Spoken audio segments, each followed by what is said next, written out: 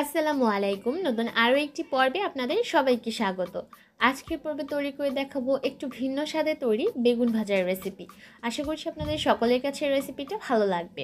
এই বেগুন ভাজাটা তৈরি করার জন্য চেষ্টা করবেন এরকম রুষ্ট-পুষ্ট বেগুন ব্যবহার করার জন্য, তাহলে কিন্তু বেগুন ভাজাটা খেতে বেশি ভালো লাগবে। আমি আজকের বেগুন ভাজা তৈরি করার জন্য 2টা বেগুন ব্যবহার করেছি আর এগুলোকে একটু মোটা টুকরা করে কেটে নিয়েছি।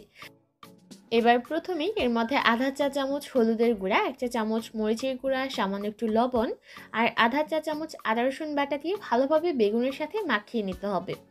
আর এভাবে করে মশলা দিয়ে বেগুনগুলোকে আগে থেকে যদি মাখিয়ে রাখা হয়, তাহলে মশলা খুব ভালোভাবে বেগুনের ভিতর ঢুকতে পারে, যার কারণে বেগুনগুলো ভাজার পর খেতে বেশি ভালো লাগে।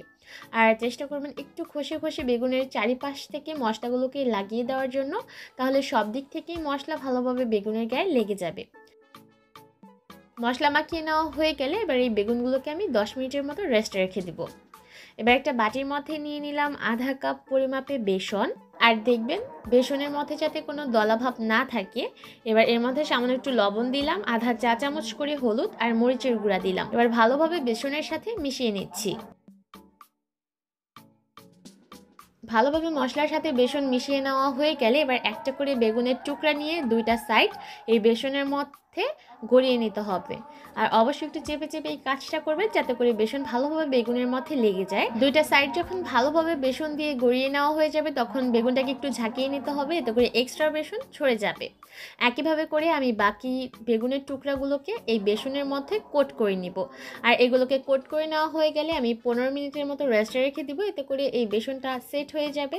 তাহলে বেগুনগুলো ভাজার সময় এর উপরের স্কিনটা খুলে যাবে না। বেগুনগুলোকে ভাজার জন্য চুলায় পর্যাপ্ত পরিমাণ তেল মিডিয়াম হাই হিটে গরম করে নিয়েছি। এবার একে একে বেগুনের টুকরাগুলো দিয়ে দিলাম। কোনোভাবেই চুলার আঁচ কমিয়ে রাখবেন না এই পর্যায়ে, তাহলে বেগুনের উপরের যে লেয়ারটা সেই লেয়ারটা কিন্তু তেলে দেওয়ার সাথে সাথেই খুলে যাবে। তাই চুলার আঁচ মিডিয়াম হাই হিটে রেখে শুরু থেকে শেষ পর্যন্ত এই বেগুনগুলোকে ভেজে নিতে হবে। একটা সাইড যখন ভাজা হয়ে যাবে, তখন আমি এই বেগুনগুলোকে উল্টে দিচ্ছি। আর এভাবে করে উল্টে পাল্টে এই বেগুনগুলোকে ভেজে নিতে হবে যতক্ষণ না পর্যন্ত বেগুনগুলো ভালোভাবে সেদ্ধ হয়ে যায়। যেহেতু বেগুনগুলোকে ডুবো তেলে ভাজছি, তাই এগুলো সেদ্ধ হতে কিন্তু খুব বেশি একটা সময় লাগবে না। 6 থেকে 7 মিনিটের মধ্যেই দেখবেন যে বেগুনগুলো সেদ্ধ হয়ে যাবে আর এর মধ্যে সুন্দর একটা রঙও চলে আসবে। ঠিক সেই পর্যায়ে এই বেগুনগুলোকে চুলা থেকে নামিয়ে নিতে হবে। একদম সিম্পলভাবে তৈরি করে নেওয়া এই বেগুন ভাজা আপনারা চাইলে এমনিতেও খেতে পারেন, আবার চাইলে প্লেন ভাত অথবা খিচুড়ির সাথেও সার্ভ করতে পারেন। আশা করছি আমার আজকের রেসিপি আপনাদের কাছে ভালো লেগেছে।